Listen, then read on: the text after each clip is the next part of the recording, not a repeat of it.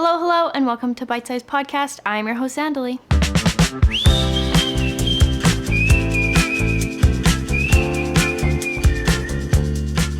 Bitesized Podcast is a holistic nutrition podcast for pregnancy, postpartum, and baby starting solids to further educate you on all of the options available to support you on this journey. Firstly, I'm so sorry for the unexpected hiatus. Life turned out to be a lot busier than anticipated. All good things, but it meant this baby of mine, Bitesized Podcast, was put on the back burner. But I really wanted to get back into it because I truly do believe in this podcast. I love what I'm sharing, and I know that people need this information, which is why I want to ask you to please share it with your friends. It means so much to me when you guys listen, and I know that this information should be heard by so many more people, so it would be absolutely amazing, and it would mean the world to me if you shared it with other moms and families. So without further ado, today we're diving into some postpartum content with something truly magical, and that is breast milk. Now, I really hate disclaimers. Disclaimers feel like the antithesis to cancel culture, but I'm going to share one anyway. Breast milk is magical, and we're going to get into it, but it doesn't necessarily mean that everyone can breastfeed or that they choose to. Everyone's got options, and they choose what is right for them. There are so many circumstances in which this just isn't a possibility, whether you adopted a child, your milk doesn't come in, or you just choose not to, which is totally fair.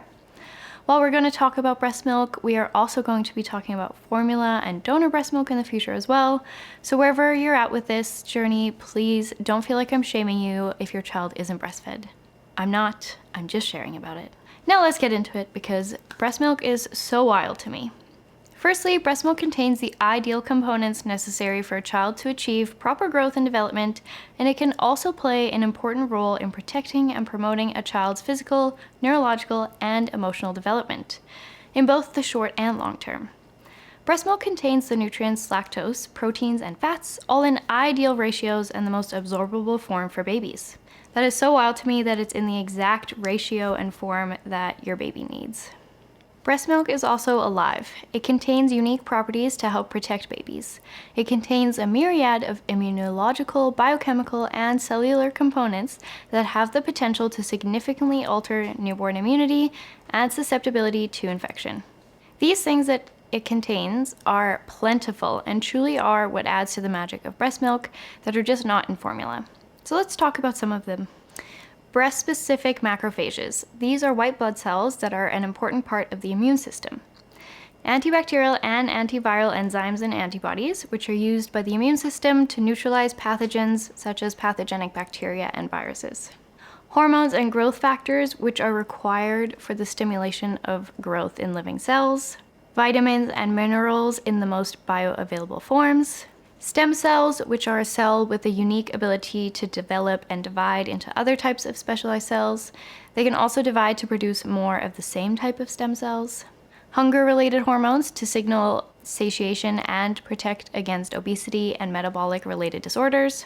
Beneficial bacteria, such as different probiotic strains for digestive and immune health. And oligosaccharides, such as prebiotics, which are needed for probiotics. Now we're getting into some more details of all of the aforementioned, so let's jump in. Prebiotics are food for probiotics. We're hearing more and more about probiotics, but we're talking about prebiotics. The imperative role of probiotics is being more widely acknowledged and discussed, but not many people discuss prebiotics, which is also very fascinating. They are actually the third most prevalent substance in breast milk after lactose and fat. The even crazier part is babies can't digest them. So if we mentioned earlier that breast milk contains all of the components babies need in the perfect ratio, then why is there a substance that they can't digest? Well, these prebiotics are actually food for the probiotics in baby's gut, which helps to support their growth. So breast milk not only feeds your baby, but feeds your baby's intestinal bacteria as well. These prebiotics are also known to inhibit the binding of pathogens and toxins in a baby's receptors. Next up, something I think we've all heard is that mother's breast milk also contains antibodies for the baby. This tends to be a big reason women choose to breastfeed to help build up their child's immune system from early on. These antibodies are also tailor-made for baby. Have you ever wondered why moms just can't stop kissing their baby? I mean, we all just want to smother cute babies with our love, don't we? But this is actually a biological driven need in mothers to cover their babies with kisses.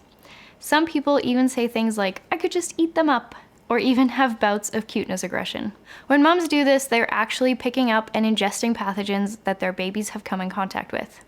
Then the mother is able to more easily create antibodies in their system, which the baby will receive through the breast milk. Even if a mother wasn't with their baby when their child came in contact with the pathogen, a mother will build their immunity to help their baby fight it with her kisses. Moving on to another very unique aspect of breast milk, it's adaptive. Not only does breast milk change through the breastfeeding period of a baby from birth to weaning, which you see in the colostrum in the beginning, to mature milk by the end of the first month, it can also change during a single feeding and from day to night to meet a baby's individual nutrition and immune requirements. As a feed progresses, the fat content increases and varies according to the fullness of the breast and the time of day. Breast milk produced at night also differs than that produced during the day. Since babies are born without a set circadian rhythm, which helps us to sleep, breast milk contains more melatonin at night to help promote sleep. Babies can only start producing melatonin around 9 to 12 weeks. This is why it's actually so difficult to determine exactly what the nutritional content of breast milk is, as it changes so frequently based on your baby's needs, the time of day, and can even change based on where you live around the world. So obviously breast milk is very cool, but it also has benefits for mom and baby. With baby, we've already talked about some of them, like optimal nutrition, physical and emotional development, increasing their microbiome and immunity, but it can also help reduce the risk of sudden infant death syndrome. It can also decrease the incidence of severity of childhood infectious diseases and infections, reduce the risk of chronic diseases later in life, as well as diabetes and obesity, and can also lower the risk of developing allergies. For mothers, there are also great benefits. In those early stages of breastfeeding, it can produce oxytocin, which helps the uterus to contract and return to the pre-pregnancy size. And it also helps protect against postpartum blood loss. Breastfeeding can reduce the rates of type 2 diabetes, high blood pressure, and heart disease. Breastfeeding can also reduce the rates of type 2 diabetes, high blood pressure, and heart disease, and reduce rates of breast cancer and ovarian cancer. Breastfeeding also tends to inspire mothers to improve their nutrition, as well as reduce smoking, alcohol, and drug consumption. It can also help mothers reduce excess weight gained during pregnancy. So there we have it, my friends, the magic of breast milk. Honestly, it truly is so fascinating to me that the human body is not only capable of growing and housing an entire new human, but that after that, we have these innovative biological drives to keep that little human alive and safe, and our bodies just know what to produce. I hope you enjoyed this episode, but before you go, I've got some special treats for you. Don't forget about all of my discount codes. Whether you are on the journey to conceive, pregnant, or starting solids with your baby, I've partnered with some amazing companies to save you money and support you on this journey. Needed for all of your supplement needs, whether you're trying to conceive or half cooked, they've got you and your partner covered. From prenatals to collagen powder. You can use my code Bitesized for 20% off. Ovry for ovulation strips, pregnancy tests, and male fertility test needs. Whether you're trying to get pregnant or avoid it, these are good for you and the environment. Bitesized 10 is your discount code for 10% off. And finally, be sure to check out Raising Humans Co. for all your silicone tableware needs. Use my code Bitesized for 10% off by shopping at the link in my description.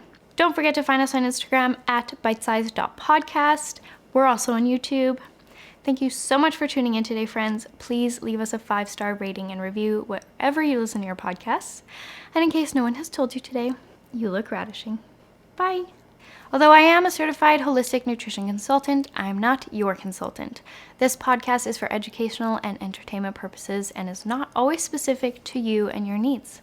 While I strive to provide you with the most up-to-date and accurate information about nutrition, this is not a substitute for professional medical advice, and you should not rely solely on the information herein.